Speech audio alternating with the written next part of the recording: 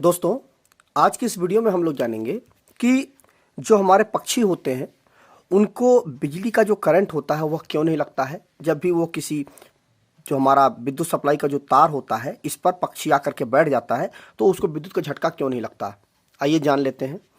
देखिए, इसको जानने के लिए आपको सबसे पहले जो हमारी बिजली होती है उसका एक बेसिक प्रिंसिपल जानना पड़ेगा। देखिए, मान लीजिए कि हमारी विद्युत धारा ही फ्लो हो रही है। अब इस जगह पर हमने रेजिस्टेंस लगा दिया और एक हमने इस तरह से बना दिया, ठीक है।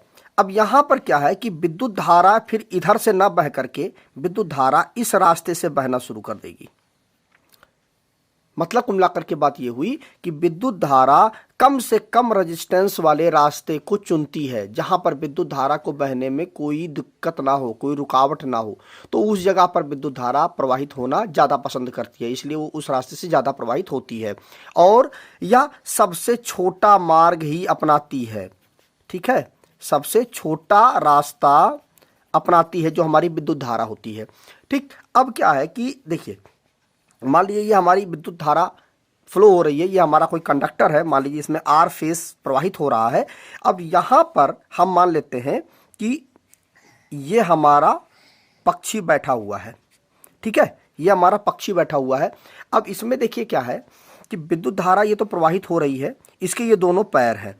अब यहां पर क्या है कि देखिए, ध्यान से थोड़ा देखिएगा कि विद्युत धारा को प्रवाहित होने के लिए यहां पर अब दो रास्ते उसको मिल रहे हैं विद्युत धारा को।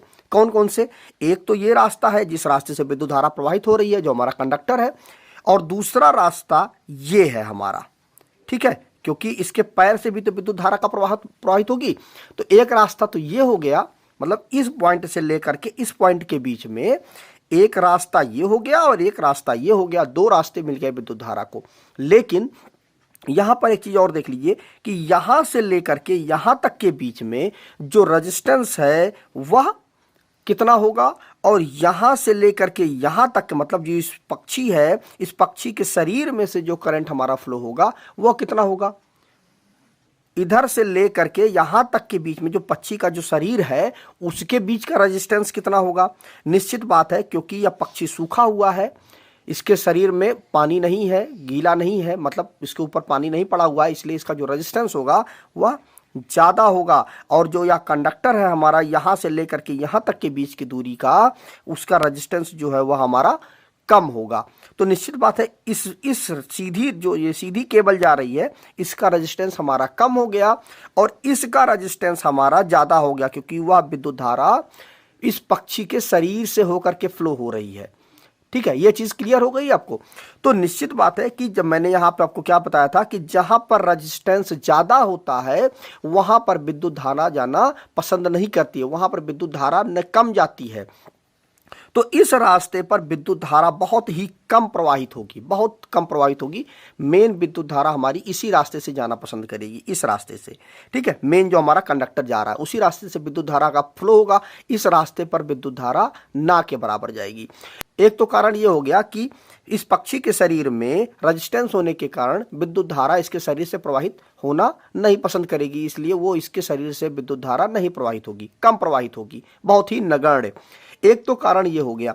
और दूसरा कारण ये हो गया कि देखिए, यहां से लेकर के यहां तक, चूंकि यह हमारा आर फेस है, मान लीजिए हमारा आर फेस है, वाई फेस है, बी फेस है, कोई भी हमारा फेस हो, तो यहां से लेकर के यहां तक के बीच में कोई भी पोटेंशियल डिफरेंस नहीं होगा, क्योंकि यहां से यहां के बीच में कोई पोटेंशियल, क्योंकि पक्षी का पैर कितना छोटा होता है, छोटा सा ही तो पैर होता है, दोनों पैर के बीच की दूरी, तो उनके बीच में पोटेंशियल डिफरेंस तो लगभग ना के बराबर होगा, ठीक है। क्योंकि जहां पर पोटेंशियल डिफरेंस होगा वहीं पर विद्युत धारा का झटका लगेगा, वहीं पर करंट का फ्लो होगा। अब यहां पर क्या है, कोई भी पोटेंशियल डिफरेंस तो हो नहीं रहा है बीच में। जब मान लीजिए यहां पर अगर 210 वोल्ट अगर हमारा फ्लो हो रहा है तो यहां पर भी 210 वोल्ट हमारा फ्लो होगा, क्योंकि बीच में मान लीजिए बहुत ज्यादा खींच करके 1 सेंटीमीटर या 2 सेंटीमीटर की ये केबल होगी जिस पर पैर रखा होगा पक्षी ने, तो 2 सेंटीमीटर के बीच में लगभग ना के बराबर रेजिस्टेंस होगा, तो ना के बराबर विद्युत धारा का जो ड्रॉप होगा, जो वोल्टेज ड्रॉप होगा वो ना के बराबर होगा। इसलिए यहाँ पर कोई भी पोटेंशियल डिफरेंस भी नहीं आएगा और पक्षी के अंदर से जो विद्युत धारा का प्रवाहित होगी तो वहां पर रेजिस्टेंस भी ज्यादा होगा। इस कारण से भी मतलब पक्षी के अंदर से पक्षी का जो रेजिस्टेंस है वह ज्यादा होगा, इसलिए भी इसके अंदर से विद्युत धारा का प्रवाहित नहीं होगी। और जो हमारा पोटेंशियल डिफरेंस ना के बराबर होगा, इस कारण से भी विद्युत धारा का प्रवाह इस जो हमारा पक्षी है उसके अंदर से नहीं होगा। तो पोटेंशियल डिफरेंस नहीं होगा तो भी इसको विद्युत धारा का झटका नहीं लगेगा, और इसके अंदर से करंट का भी प्रवाह नहीं होगा, इसलिए भी विद्युत धारा को उसको झटका नहीं लगेगा।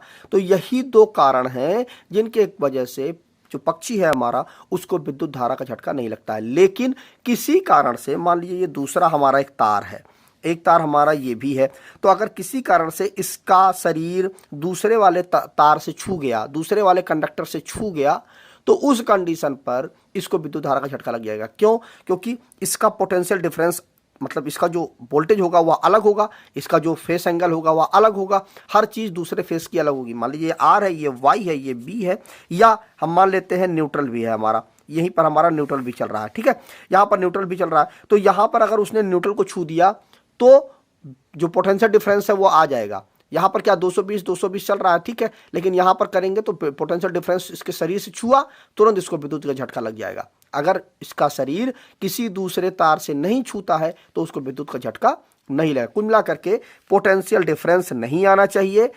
अगर पोटेंशियल डिफरेंस आया वो कब आएगा? जब वह दूसरे तार को छू देगा या न्यूट्रल के तार को छू देगा, उसका शरीर का दूसरा हिस्सा, तो उसको विद्युत का झटका लग जाएगा।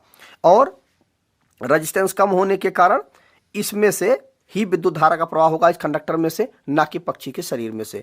तो मुझे उम्मीद है कि आपको यह चीज़ क्लियर हो गई होगी कि जो पक्षी होते हैं उनको बिजली का करंट क्यों नहीं लगता है। तो वीडियो अगर अच्छा लगा हो तो वीडियो को शेयर कर दीजिएगा अपने दोस्तों के साथ, जिससे उनको भी कभी भी यह टॉपिक अगर कन्फ्यूजन किया हो तो वह कन्फ्यूजन हमेशा के लिए दूर हो जाए। तो मिलते हैं एक नए वीडियो में। नमस्कार दोस्तों।